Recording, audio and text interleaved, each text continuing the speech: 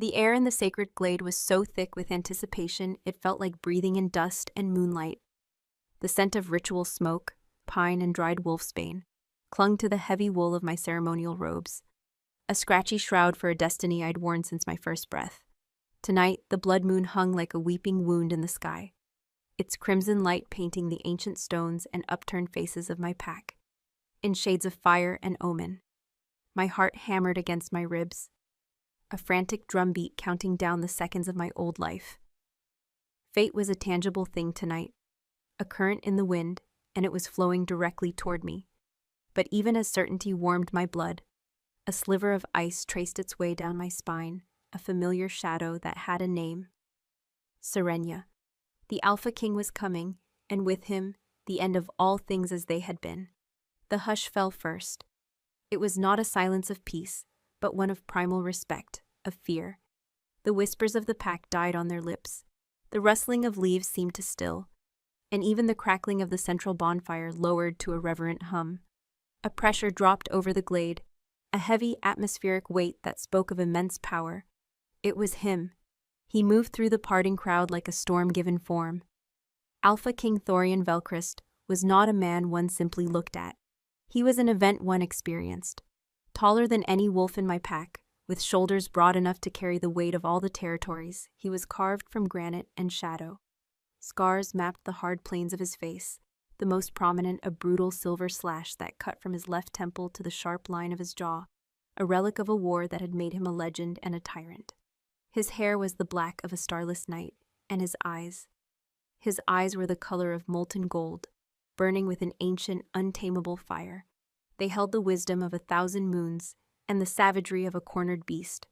My wolf, a spirit I had only ever felt as a quiet hum beneath my skin, stirred for the first time with a jolt of primal recognition. It was a feeling like lightning striking deep in my soul, a resonant chord that sang mate, the prophecy, the whispers, the mark I could already feel waiting beneath my skin. It was all true. He was mine. His golden gaze swept over the assembled she-wolves, dismissive and impatient. Then his eyes found me. For a heartbeat that stretched into an eternity, the world fell away. The pressure in the air intensified, focusing solely on me. I saw a flicker in those molten depths, a flare of something possessive and absolute. He knew. The bond, still unformed, was already a bridge between us, a silent language spoken in the space between heartbeats. A small, triumphant smile touched my lips before I could stop it. Our pack's elder, a wizened wolf named Kalen, whose face was a roadmap of pack history, stepped forward, his voice a gravelly tremor. Alpha King Thorian, the Crescent Pack is honored. The moon has chosen this night. We present our daughters. Thorian gave a curt, almost imperceptible nod, his attention never wavering from me. The message was clear. There was only one daughter he was here for. I felt Serenia stiffen beside me, my twin, my other half. We shared a face, the same fall of silver blonde hair, the same gray eyes that mirrored the color of a winter sky. But where my form was slender, built for grace, hers was honed with a sharp athletic tension. Where my spirit was quiet and observant, hers was a bonfire of ambition. I could feel her envy radiating off her like heat, a bitter perfume I had smelled my entire life. She hated the prophecy. She hated that the moon had chosen me. "Step forward, Aurelia Danar," Kalen commanded. My feet moved without thought, carrying me into the center of the stone circle. The firelight danced across my face, and the cold night air raised goosebumps on my arms. I knelt on the ceremonial fur, my head bowed in deference, though every instinct screamed at me to meet my alpha's gaze. The bond hummed, a low, intoxicating vibration that made my blood sing. This was it, the culmination of my life. Kalen held a carved obsidian bowl filled with moon-blessed water. He dipped a sprig of silver bell into the liquid and approached me. "The moon chooses its own," he chanted, his voice gaining strength. "The bond knows its mate. Let the mark be revealed." He anointed my right forearm, the water shockingly cold against my skin. The pack held its collective breath. I held mine. I waited for the burn, the searing, ecstatic pain that would brand me as his Luna. As queen, a second passed, then another, nothing. Only the cold, damp spot on my arm, and the growing, horrified silence of the glade. A nervous cough broke the stillness. I lifted my head, my eyes darting from Kaelin's confused and wrinkled brow to the stone-faced Alpha King. Thorian's golden eyes had narrowed to slits, the predatory fire within them banking into something cold and dangerous. The humming of the bond faltered, replaced by a thread of icy panic. It sometimes takes a moment, Kaelin stammered, his authority crumbling. He anointed my arm again, his hand trembling slightly. He repeated the ancient words, his voice now pleading with the moon goddess. Still nothing. The silence was now a living thing, a suffocating monster of shame and failure. The whispers started, sharp and cruel as serpent bites. The prophecy was wrong. She is unworthy. A false Luna. Each word was a physical blow. My face burned with humiliation. I could feel hundreds of eyes on me, pitying, scornful. My entire identity, the very foundation of my life, was cracking apart beneath their stares. I risked a glance at Serenia. She stood at the edge of the circle, a mask of feigned sympathy on her face, but her eyes were gleaming with a savage, triumphant light. She had prayed for this, wished for it, and the indifferent moon had granted her desire. Perhaps, a voice rang out, clear and sharp as breaking ice. The moon seeks a stronger vessel. Serenia. She moved before anyone could stop her. With a grace that was both beautiful and predatory, she glided into the circle, pushing me aside with a calculated brush of her shoulder that sent me stumbling. The gasp from the pack was sharp, scandalized. To interrupt the claiming was sacrilege. "Sister, your connection is weak," she said, her voice dripping with false pity for all to hear. "Allow me." She did not kneel. She stood before the Alpha King, her chin held high, a direct challenge in her posture. She held out her own arm, a mirror of mine to the stunned elder, but her gaze was locked on Thorian. A bold, possessive stare that defied centuries of tradition. Thorian did not move. His face was a mask of thunderous fury. The air crackled with his power, the scent of ozone and gathering storm filling the glade. His wolf was close to the surface, a terrifying presence that promised violence. He was looking at Serenia, but the rage felt directed at the world, at the fates, at me. Before he could speak, before the elder could protest, Serenia acted. She snatched the silver bell sprig from Kaelin's hand, plunged it into the obsidian bowl, and drew a streak of shimmering water across her own forearm. For a moment, there was the same agonizing silence. A flicker of fear crossed Serenia's face. Then it happened. A gasp of light, blinding and white-hot, erupted from her skin. The scent of lightning intensified, scorching the air. A collective cry went up from the pack as they shielded their eyes. Serenia threw her head back, a sound that was half scream, half ecstatic cry, tearing from her throat. When the light subsided, it was there. Burned into the pale skin of her arm was the Alpha's mark, a radiant silver crescent moon intertwined with a snarling wolf's head. It glowed with an ethereal light, pulsing in time with her heartbeat. The Luna's mark, my mark. The world tilted on its axis. The whispers turned to stunned exclamations. My father, the pack Alpha, looked on in disbelief, my mother with horror. But it was the king's reaction that shattered the last of my composure. A roar, so primal and full of guttural rage, it shook the very stones beneath my feet, ripped from Thorian's chest. It was not the sound of an alpha accepting his mate. It was the sound of a beast being caged, of a soul being torn. His form flickered, the edges blurring as his wolf fought for control, his golden eyes blazing with an unholy light. And then I felt it. The bond inside me, the beautiful humming connection to him, didn't just fade. It was ripped, shredded, torn asunder by the violent magic that had claimed my sister. The pain was indescribable, a spiritual agony that dropped me to my knees. A scream lodged in my throat, silent and suffocating. I clutched my own arm, the one that should have borne the mark, and felt a phantom fire, a ghostly searing that mirrored the real one on my sister's skin. Through a haze of tears and agony, I looked up at him.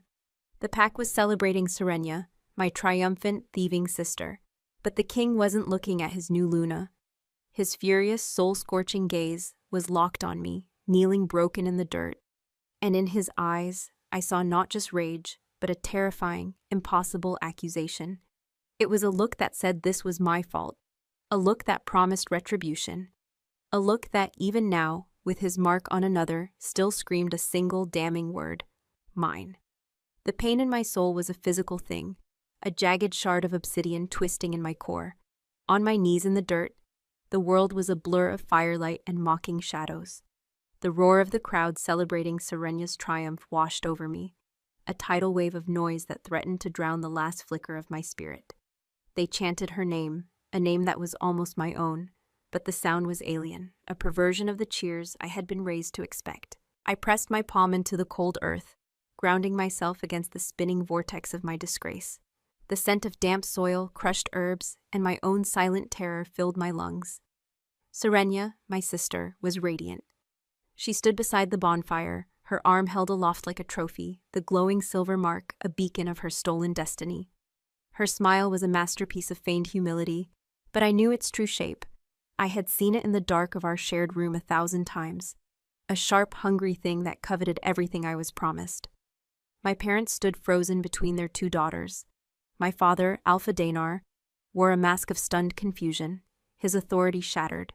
My mother's face was ashen, her eyes darting between us, a silent scream trapped behind her lips. She knew, she had always known the venomous jealousy that coiled in Serenya's heart. The king had not moved.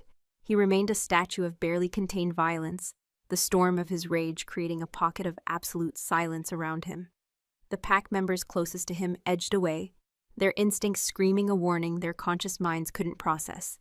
His golden eyes, those burning suns, were still fixed on me, ignoring the luna the moon had supposedly just granted him. The phantom fire on my unmarked arm pulsed with a dull, throbbing ache, a ghost of a bond that refused to die. It was a miserable echo, a constant reminder of the whole, beautiful thing that had been ripped from me. Then he moved. The celebration faltered as he took a single, deliberate step forward. He did not go to Serenya. He came toward me. The pack's chanting died. A new kind of silence fell, thicker and more dangerous than before. Every wolf stared, their elation turning to dread. Serenya's smile tightened, a flicker of uncertainty crossing her features for the first time. Thorian stopped just before me, his immense shadow engulfing my kneeling form. I had to crane my neck to see his face, a brutal landscape of scars and fury cast in the flickering firelight. Up close, his scent was overwhelming, the clean, sharp smell of a winter storm, pine needles crushed underfoot, and something else, something metallic and wild that was purely him. My broken bond, that phantom limb of my soul, shrieked in protest and recognition. It was like touching a live wire. Agony and a terrifying magnetic pull warred within me. "Get up," he commanded. His voice was not a shout, but a low, gravelly rumble that vibrated through the ground and up my spine. It was the sound of rocks grinding together deep within the earth. My limbs refused to obey. I was paralyzed by shame, by pain. A growl, low and impatient, stirred in his chest. "I will not ask again." Slowly, shakily, I pushed myself to my feet. The ceremonial robes felt impossibly heavy, a costume for a role I had failed to play. I kept my eyes downcast, focusing on the scuffed toes of my leather slippers, unable to bear the weight of his stare or the pack's judgment. A large, calloused hand shot out and seized my chin, his grip firm but not bruising. He forced my head up, compelling me to meet his gaze. I gasped. The inferno in his eyes was close enough to burn. I saw the raw, untamed power of his wolf swirling just beneath the surface, a maelstrom of golden fury. But beneath the rage, I saw something else that stole the breath from my lungs. Confusion, the deep, gnawing uncertainty that mirrored my own. "What trick is this?" he rasped, his voice for me alone. His thumb stroked almost unconsciously along my jawline, a strange, possessive gesture that sent a shiver of terror and something else, something forbidden and warm, through me. "The bond sings for you. My wolf screams your name, yet the mark burns on her." My throat was too tight to speak. Tears welled in my eyes, blurring his harsh features. All I could manage was a helpless shake of my head. He saw the phantom pain in my expression, the way I instinctively cradled my right arm. His gaze dropped to it. his eyes narrowing as if he could see the ghost of the mark that should have been there. A muscle in his scarred jaw clenched. "I feel it too," he admitted, his voice dropping to a near whisper, a confession of shared agony. "A tear, something vital has been stolen from us." Us. The word hung in the air between us, a fragile, impossible bridge over an ocean of chaos. In that moment, surrounded by my enemies and my failed destiny, he was the only one in the world who understood the true nature of this catastrophe. He felt the fracture. He knew the moon's offering was a lie. "Your Majesty," Serenya's voice cut through the charged silence, sharp with emergent authority. She stepped forward, positioning herself at his side, a proprietary hand reaching for his arm. "She is a broken thing. The moon saw her weakness and chose strength instead. It is as it should be." Thorian did not even glance at her. With a movement so fast I barely registered it, his hand left my face and shot out, grabbing her wrist just before she could touch him. He held her arm aloft, his grip like iron, forcing her to display the glowing mark. "This," he snarled, his lip curling in disgust. "This is an insult, a brand without a soul. It feels hollow."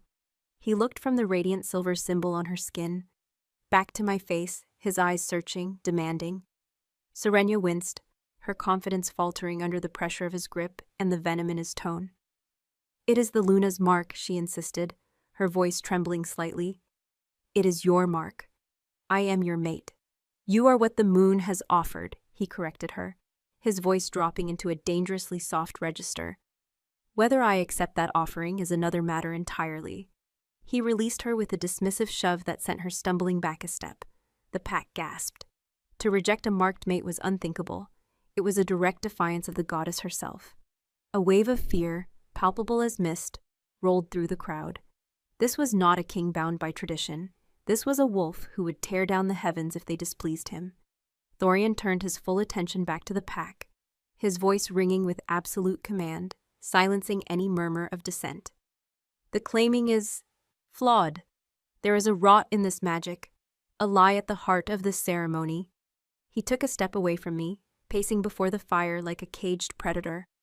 The pack watched, their breath held hostage. "I came for a queen foretold by prophecy," he announced, his voice echoing off the ancient stones. "One who would unite the territories and calm the rage of my bloodline. Instead, I am presented with a riddle, a thieving twin with a mark, and a chosen one with a bond." His golden gaze swept over us both, lingering on me for a fraction of a second longer. A cold dread washed over me. This was not a choice between two sisters. This was something far more terrifying. He was not a man who suffered insults from gods or wolves. He was a king who solved problems, and we were the problem. "I will not be cheated of my destiny," he declared, his voice a vow of cold iron. "Nor will I be made a fool of by fickle fates." He stopped pacing and stood at the center of the circle, an undisputed sovereign. His final words fell like a death sentence.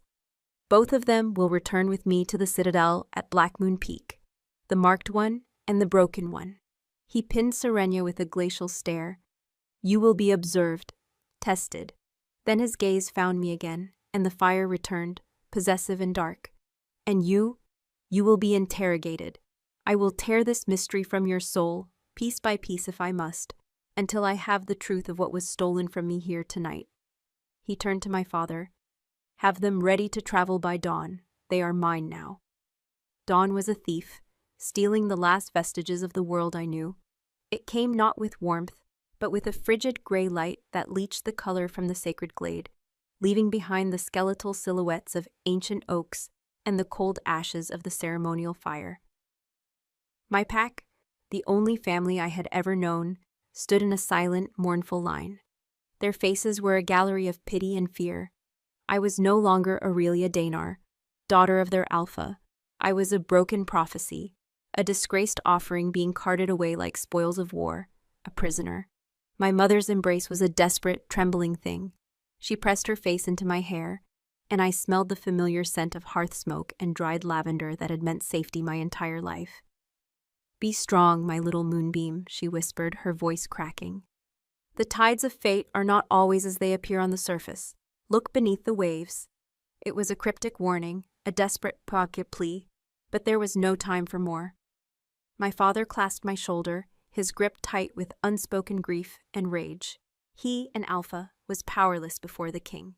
His eyes, the same winter gray as mine, were filled with a terrible sorrow. He could not protect me. That failure was a visible weight, bowing his broad shoulders. Serenia, by contrast, accepted their farewells with the grace of a visiting queen. She was already practicing the role, her posture regal, her expression a careful blend of sorrow for leaving and resolve for her new duties.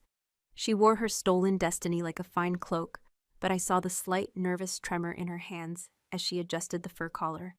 She had the mark, but she did not have the king, not yet. And that uncertainty was a small, sharp crack in her perfect facade. The king's honor guard were shadows brought to life. Clad in black leather and steel, they moved with a silent, predatory efficiency that made our pack warriors look like clumsy pups. They were wolves of the mountain, harder and leaner than our forest-dwelling kin. At their center, Thorian was a looming mountain himself, already mounted on a warhorse the color of midnight. He watched the farewells with cold impatience, his golden eyes missing nothing. I was given a plain, sturdy mare and hoisted into the saddle. No one helped Serenia. She mounted her own horse with a practiced, athletic grace meant to impress.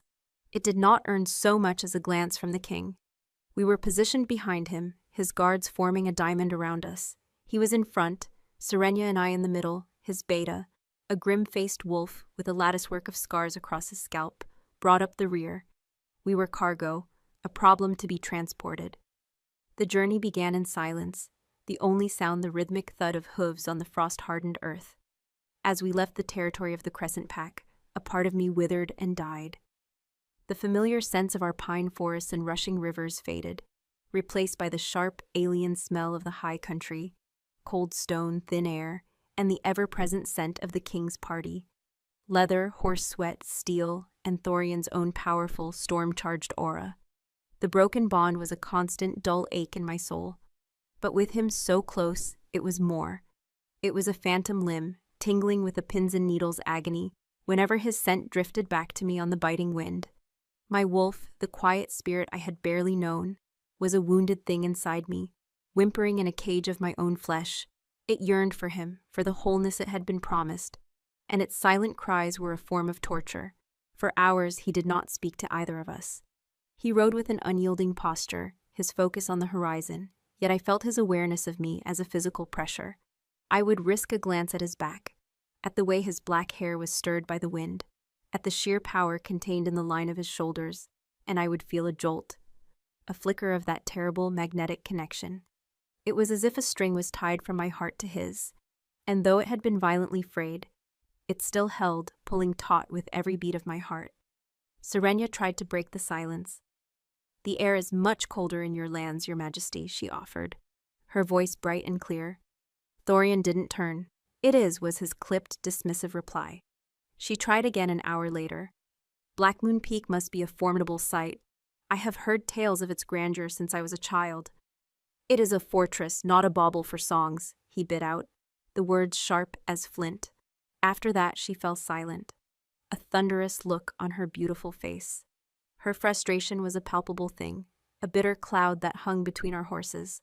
Her victory felt less certain with every mile we traveled away from the sycophantic applause of our home pack. Here in the wild, her mark seemed to mean little. Here there was only the king's will. The sky, which had been a pale, clear gray, began to curdle. Dark clouds boiled up from the west, swallowing the peaks before us. The wind picked up, howling through the rocky passes with a mournful cry. A cold, hard rain began to fall, quickly turning to stinging sleet. We were exposed, high on a mountain trail with little shelter. "We make for the Sentinel Caves," Thorian's beta roared over the wind. We urged our horses into a punishing gallop, the sleet plastering my hair to my face and soaking my traveling cloak.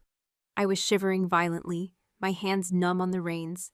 We plunged into the mouth of a wide, dark cave just as the sky opened completely, unleashing a torrent. Inside, the King's Guard moved with practiced speed, setting up a perimeter, coaxing a fire to life from a stash of dry wood they carried. The sudden warmth of the flames was a blessing and a curse, making my frozen limbs ache as feeling returned. Serenia, ever the opportunist, dismounted and went straight to Thorian's side. as he stood staring out at the storm.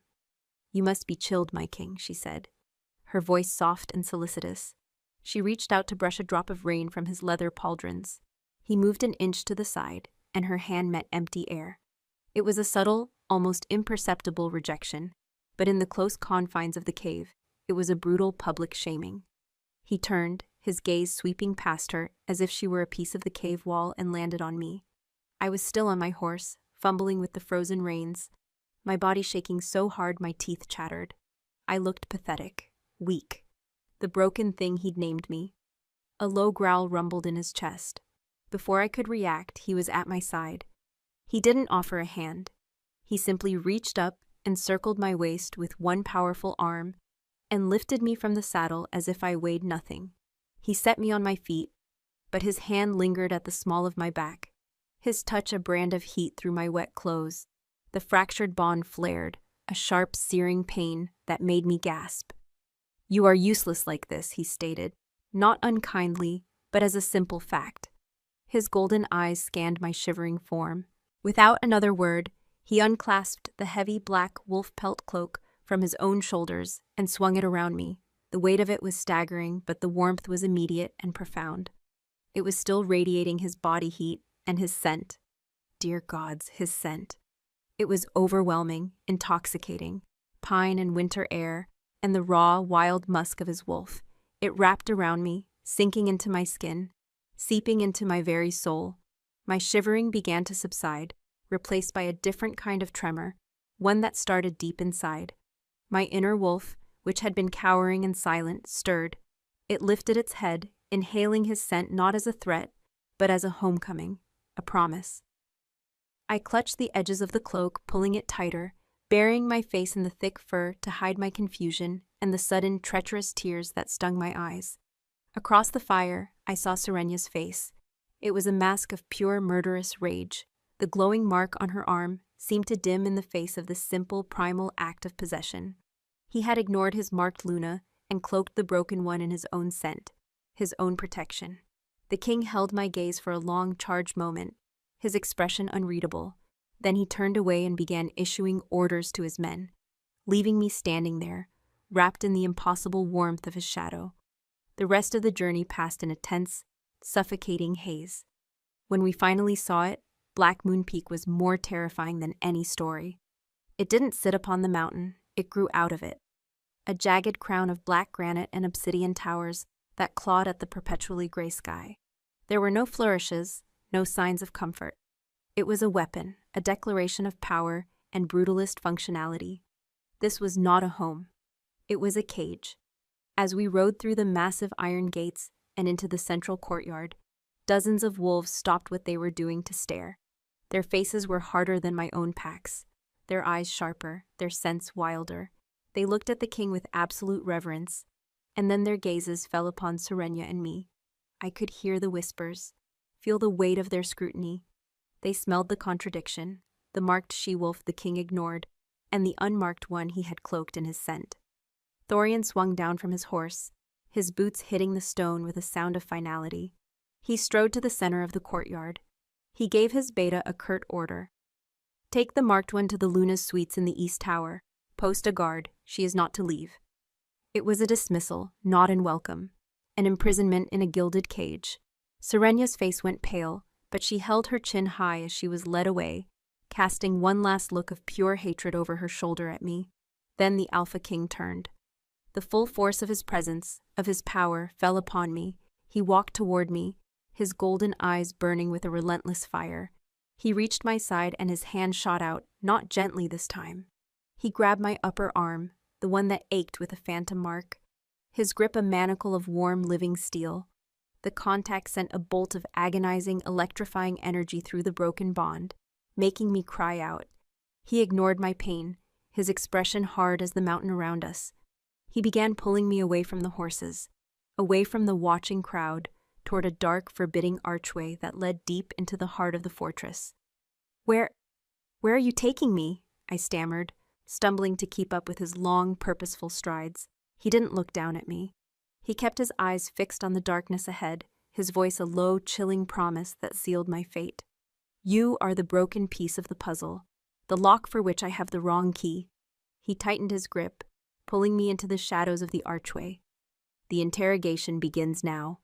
The king's grip was an unyielding band of iron, pulling me deeper into the mountain's cold stone heart.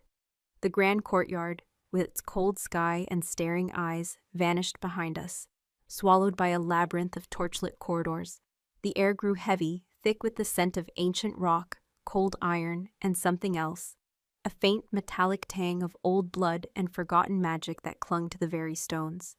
This was the citadel's underbelly, a place far from the regal halls a Luna might expect.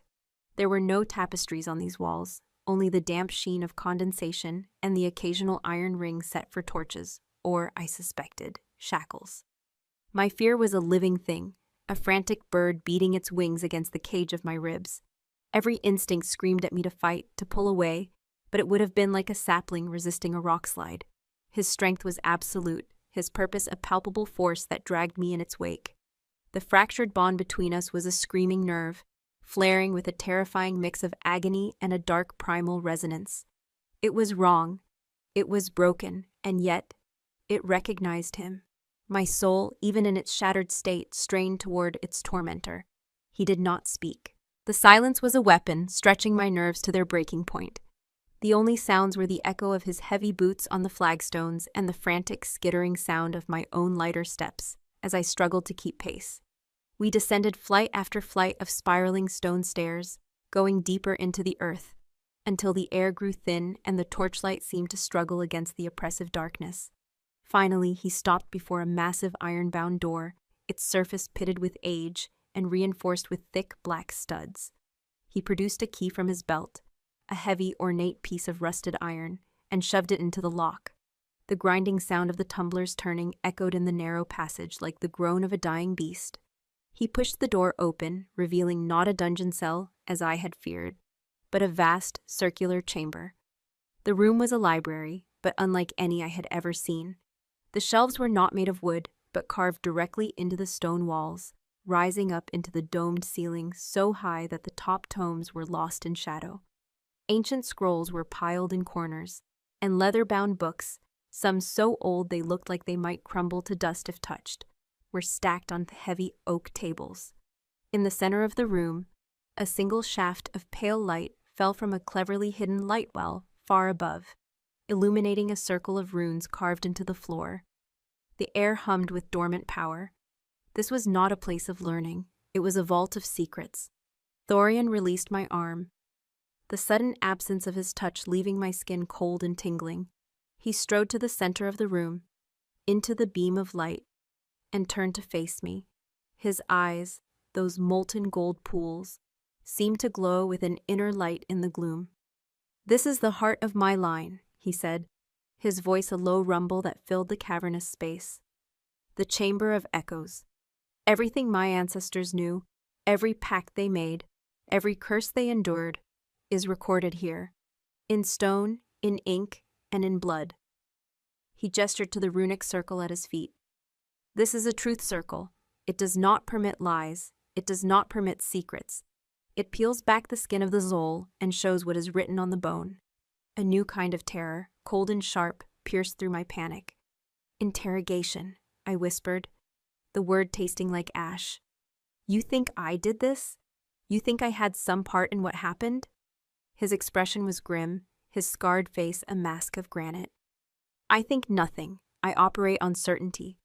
And I am certain of only one thing.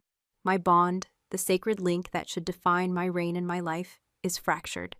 It leads to you, but the moon's mark was given to your sister. Such a paradox is not an accident of fate. It is an act of will, an attack.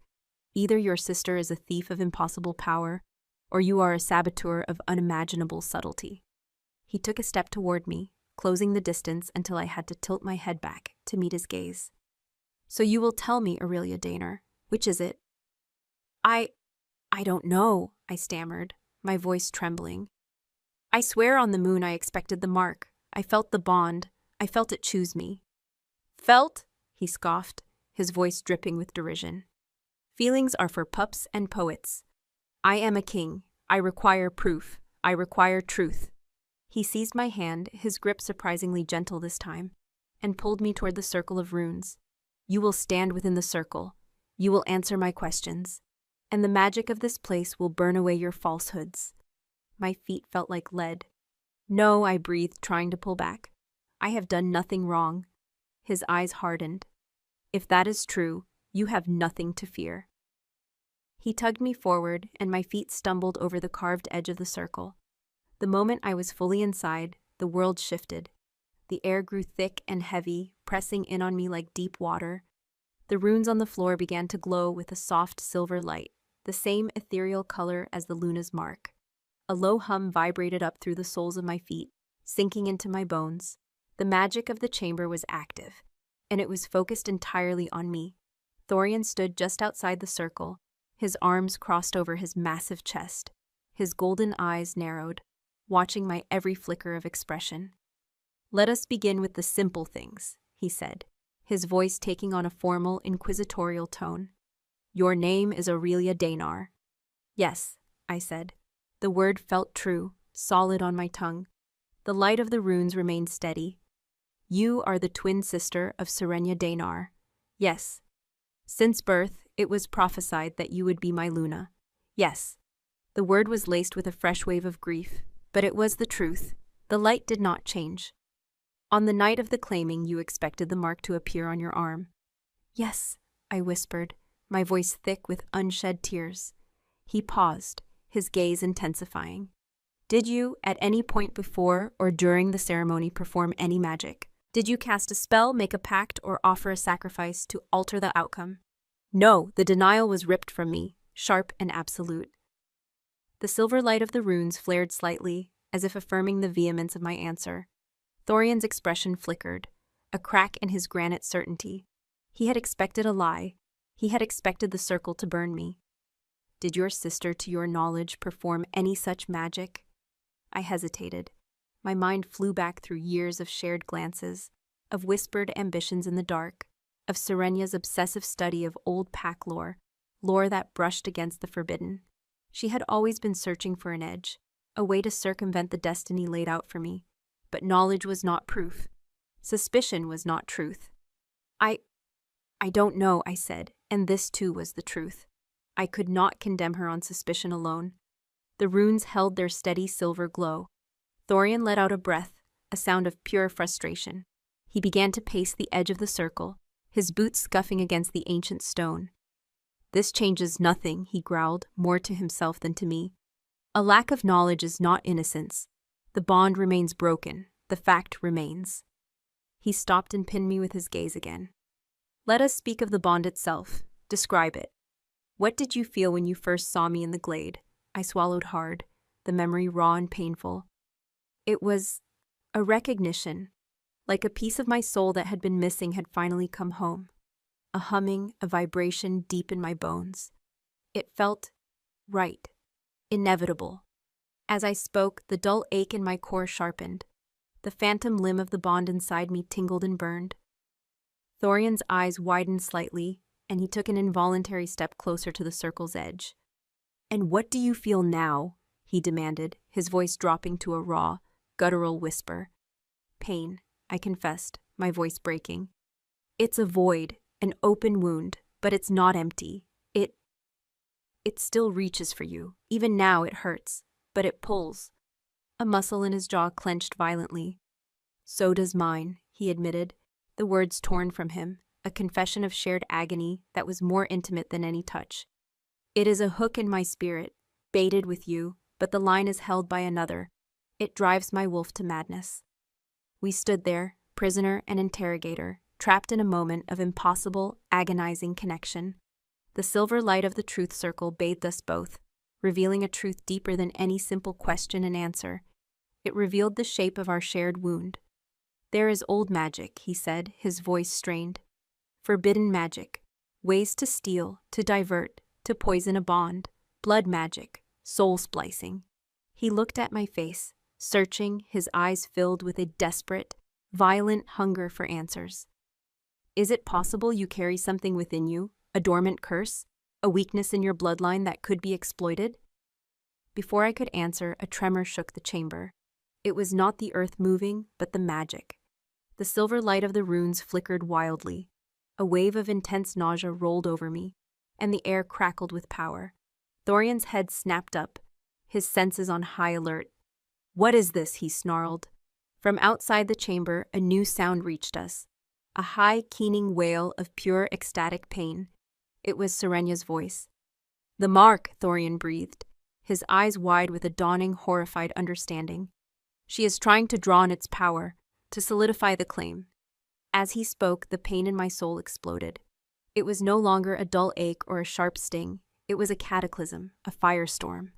I screamed, clutching my head as the fractured bond was violently wrenched, stretched, pulled taut by the power my sister was invoking miles away in her tower. The phantom mark on my arm erupted in ghostly flames. An agony so real I could smell my own skin burning. The truth circle flared, its silver light turning a furious blood red. The runes burned with a violent energy, and the humming became a deafening roar. "She's not just drawing on the mark," Thorian roared over the din, his face a mask of fury and revelation. "She's trying to sever this. The echo of the bond that still connects us. She's trying to kill it." He lunged for me, breaking the boundary of the circle to grab my arms, to steady me as I collapsed. The moment his hands touched my skin, inside the raging heart of the magic, the world exploded. The red light of the runes, his raw power, and my own broken spirit collided. And in that blinding flash, I saw it.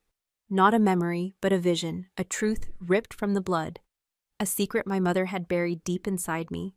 I was not just a twin, I was a vessel, born with a dormant, parasitic magic woven into my bloodline. A magic that allowed a bond to be siphoned. My own wolf spirit was weak, suppressed since birth, to keep it from anchoring the bond too deeply.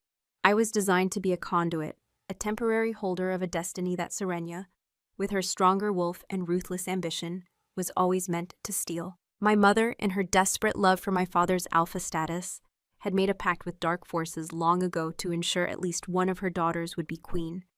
The prophecy wasn't wrong. It was incomplete. I was the lock, Serenia was the key, and the claiming was the theft. The vision faded, leaving me gasping in Thorian's arms, the red light of the runes slowly receding. The agonizing pain subsided back to its familiar ache. I looked up into his blazing golden eyes, the horrific truth of my own existence reflected in their depths. "It was me," I whispered. My voice shattered. The weakness. It was me. I was made for this. Made to be broken. The silence that followed my shattered confession was more profound than the roar of magic that had preceded it. It was a vacuum, sucking the air from my lungs, the strength from my limbs. I was a lie, a carefully crafted deception from the moment of my conception. My life had not been my own. It had been a prelude, a vessel waiting to be emptied. The revelation settled not as a thought, but as a cold, heavy stone in the pit of my stomach. I was still in Thorian's arms, his grip the only thing keeping me from collapsing onto the cooling runes of the truth circle.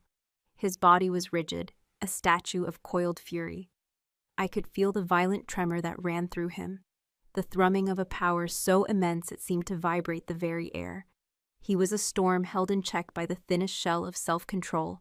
I braced myself for the explosion, for the rage to turn on me, the flawed, broken tool of his betrayal. But when he moved, it was not with violence toward me. He gently, almost reverently, set me on my feet, his hands lingering on my arms for a moment, as if to be certain I could stand. Then he stepped back, and the full force of his wrath was unleashed not in a roar, but in a terrible, chilling stillness. His golden eyes, which had been burning with confusion and suspicion, now blazed with a singular, terrifying clarity. He had found his enemy. "Your mother," he said, the words low and sharp, each one a perfectly honed dagger. "She did this. She made a pact with darkness to put her blood on the throne, and she used you as the sacrificial lamb." I could only nod, a film of tears blurring his formidable image. The betrayal was so immense, so absolute, it was beyond grief. It was a hollowing out of my entire past. "And your sister," he continued, his voice dropping even lower, becoming a guttural predator's growl, "was not just a rival, she was your keeper, your executioner, waiting for the moment to claim the harvest your soul had tended." He turned his back on me and strode to the great iron door of the chamber, his movements filled with a lethal purpose. The game is over, the truth is known. He looked back over his shoulder, and the raw, possessive fire in his eyes made my breath catch. What was stolen will be returned. What was broken will be reclaimed. And those who dealt in lies will pay the price in blood. He yanked the iron door open, the sound screeching in protest through the silent citadel. Come, he commanded. It was not a request. Fear was a distant thing now, overshadowed by the gaping wound of the truth. I felt strangely empty, a ghost walking in the wake of a king's fury. I followed him from the chamber, up the spiraling stairs, back into the torchlit corridors of the fortress. His guards, posted at the entrance, saw the look on his face and fell into step behind us without a word, their hands resting on the hilts of their swords. A silent army marching to war. Our destination soon became terrifyingly clear. We were not heading back to the courtyard or to some council chamber. We were ascending, climbing the winding stairs of the East Tower, the Luna's Tower. With every step, the phantom pain in my arm intensified. The broken bond thrummed with a frantic, agitated energy, as if it knew it was approaching both its other half and the parasite that was poisoning it. Serenia was close. I could feel her, a discordant note in the song of my own soul. As we reached the top of the final flight of stairs, Thorian held up a hand, halting his guards. He turned to me, his expression unreadable in the flickering torchlight. When I open that door, he said, his voice quiet but intense, her power, the stolen power of the mark, will lash out at you. It will feel like dying all over again. Can you withstand it? I looked at my own trembling hands. What was there left to fear? Humiliation, pain? I had endured both. My life had been a lie, but my pain was real. That pain was the only thing that had ever been truly mine. And now I knew its source. A strange, cold anger began to smolder in the hollow space inside me. It was not the blazing inferno of the king's rage, but a single, hard, sharp icicle of defiance. She stole my destiny, Fess, I whispered, finding a strength in my voice I didn't know I possessed. She will not steal my will. A flicker of something, respect, perhaps even admiration, warmed his golden eyes. The vessel is not as empty as they believed. He gave a curt nod. Good. Without another word, he turned to the ornate wooden doors of the Luna's suite. He did not knock. He did not command them to be opened. He kicked. The wood splintered and screamed, the heavy doors flying inward, torn from their hinges as if struck by a battering ram. We stormed into the room. Serenia was standing in the center of the lavish chamber, a goblet of wine in her hand, a smug, triumphant smile on her face. The Alpha's mark on her arm glowed with a soft, silver luminescence.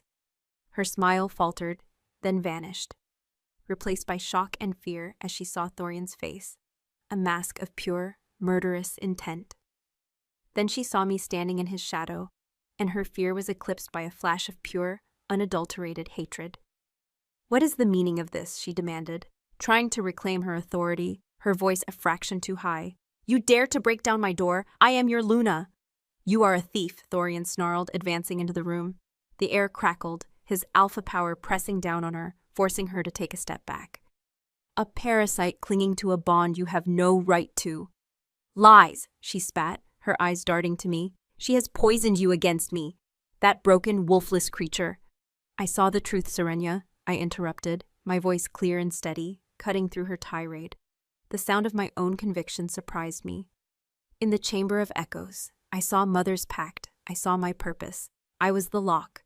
You were the thief who held the key. The color drained from her face. For a single, damning second, I saw the truth of my words reflected in the panic in her eyes before she buried it under a wave of defiance. The moon chose me, she shrieked, holding her arm aloft. The mark flared brightly. The mark is mine. The bond will follow. As the mark flared, a wave of agony washed over me. I cried out, stumbling, clutching my arm as the ghost fire burned. It was exactly as Thorian had predicted. Serenia was trying to use the stolen power as a weapon against the true source. Thorian was at my side in an instant, his hand on my back, steadying me. He glared at Serenia, his eyes glowing with incandescent rage. You will not harm her again, he vowed. The debt is due, now. He strode toward her. Serenia, in a panic, tried to flee, but his speed was supernatural. He caught her, his hand clamping down on her arm. on her arm directly over the glowing mark. She screamed, a sound of both pain and fury. "The mark is a cancer," he ground out, his knuckles white. "A magical sigil feeding on a connection it cannot truly hold. It is poisoning the bond, it is poisoning me, and it is killing her." He jerked his head toward me. "It must be purged." He looked back at me, his gaze intense, commanding. "Aurelia, come here." I walked toward them on legs that felt like water, my heart hammering against my ribs. I was no longer a ghost, I was a participant, the instrument of my own reclamation. "There is only one way," Thorian said, his voice strained with the effort of containing Serenya's struggles. "The bond was siphoned through your blood. It can only be returned through your blood. You were the conduit for the theft. You must be the conduit for the recovery." "No!" Serenya screamed, thrashing in his grip. "You can't. It will destroy me." "It will destroy the lie," Thorian corrected her, his voice devoid of pity. He looked at me, his golden eyes pleading, demanding, trusting. "You must be the one to do it.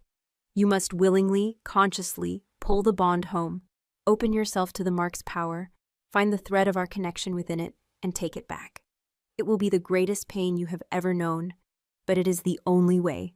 The price of the moon. It was not a battle to be won by a king's strength, but a sacrifice to be made by a broken girl. It was my choice, my power, my final act of defiance against a life that had been a lie." I looked at my sister, her face twisted in a snarl of hate and terror. I looked at the stolen silver mark on her skin. And then I looked at Thorian, at the king whose soul was tied to mine, at the fierce, possessive, and agonizingly familiar fire in his eyes. I took a deep, shuddering breath and found the core of ice within me. "I will." I reached out my hand, my fingers trembling, and laid my palm flat against the back of his, pressing it against Serenya's arm, sandwiching the glowing, stolen mark between us. The moment my skin made contact, the world dissolved into pure, white, screaming energy. The first snows of winter were falling on Black Moon Peak, dusting the black granite towers in a soft shroud of white. From the window of the King's Solar, the world looked clean, quiet, and new. I traced the path of a single intricate snowflake as it spiraled down to join the blanket covering the courtyard, my finger leaving a smudge on the cold, crystalline glass. Behind me, the great stone hearth crackled and blazed, filling the room with the scent of burning pine and the radiant, tangible warmth of a home. A real home. A pair of strong arms wrapped around my waist, pulling me back from the window and against a chest as solid as the mountain itself. Thorian rested his chin on my shoulder, his breath warm against my neck, his own gaze following mine out into the winter landscape. He didn't speak, but he didn't need to. The silence between us was no longer a weapon or a void. It was a sanctuary, a comfortable space woven from shared understanding and the steady, thrumming beat of our now whole bond. My right arm, the one I had cradled in phantom pain for so long, now bore its rightful sigil. The Alpha's mark, a radiant silver crescent moon intertwined with a snarling wolf's head, was a part of my skin, a part of my soul. It no longer glowed with the frantic, stolen energy it had on Serenya, but with a deep, steady luminescence, like a star that had found its place in the heavens. It pulsed with a gentle warmth, a constant, comforting reminder of the man who held me, of the wolf who claimed me, of the destiny I had seized from the jaws of betrayal. The reclamation had been an agony beyond words. When my hand had touched the mark, the world had indeed dissolved into fire and light. I had felt the bond, not as a separate thread, but as a living river of power being violently diverted through Serenya. She was the dam, and I had to become the flood that broke it. Thorian's strength had poured into me, a grounding anchor in the maelstrom, while my own will, that tiny cold shard of ice, became a spear. I had plunged it into the heart of the stolen magic, not with hatred, but with a deep, absolute certainty of ownership. I felt Serenya's spirit fighting back, her ambition a rabid, desperate thing. I felt her pain as the magic was torn from her, a parasite being ripped from its host, and I felt the moment she broke. The stolen power, with no rightful vessel to contain it, had consumed the thief. The last thing I had seen of my sister was not a face of hatred, but one of surprised emptiness as the silver light turned to ash, and she with it. There had been no body to bury, only a whisper of dust on the stone floor. A life built on a lie had ended as one. The bond, when it had snapped back into place, was a tidal wave. It had slammed into me, healing the wound, filling the void, and nearly drowning me in its intensity. It was Thorian's raw, primal essence flooding my soul. His strength, his rage, his loneliness, his fierce, possessive love. And it was my own spirit, my quiet, suppressed wolf, finally awakening with a roar, rising to meet his, no longer a lesser thing but an equal, my other half. Thorian's thumb stroked the silver mark on my arm, his touch both possessive and reverent. "Does it ever ache?" he asked, his voice a low rumble against my back. "No," I murmured, leaning my head back against his shoulder. "It feels like breathing, like it was always meant to be there." I turned in his arms to face him, my hands coming up to cup his scarred jaw. I looked into his golden eyes, no longer burning with rage or suspicion, but glowing with a fierce, steady adoration that still, after all these months, took my breath away. "And you, does the bond feel whole?" A slow smile, a rare and precious thing, transformed his harsh features. "It feels like peace," he admitted, his voice rough with emotion. A quiet in the storm of my blood that I never thought I would know. He lowered his head, his lips brushing against mine. A soft, searching kiss that spoke of promises kept and battles won. News of the claiming's truth had been sent to the Crescent Pack. My father, shattered by my mother's betrayal, had renounced her. She was now in exile, stripped of her name and status. A fate she had engineered for me now made her own. The Crescent Pack, humbled and shamed, had sworn a new, unbreakable fealty to their king and his true Luna. They understood now the price of ambition that warred with the will of the moon. My journey had started in humiliation and disgrace, as a broken thing, a flawed vessel. But the Chamber of Echoes had revealed a deeper truth. The weakness woven into my blood was not a curse, but a test. It had forced me to find a strength not of the body, but of the will, to become a queen not by prophecy or by birthright alone, but by choice, by sacrifice, by clawing my destiny back from the brink of oblivion. Thorian's hand left my waist and came up to gently cup my cheek, his calloused thumb stroking my skin. "The seers speak of a new age," he whispered, his golden eyes searching mine.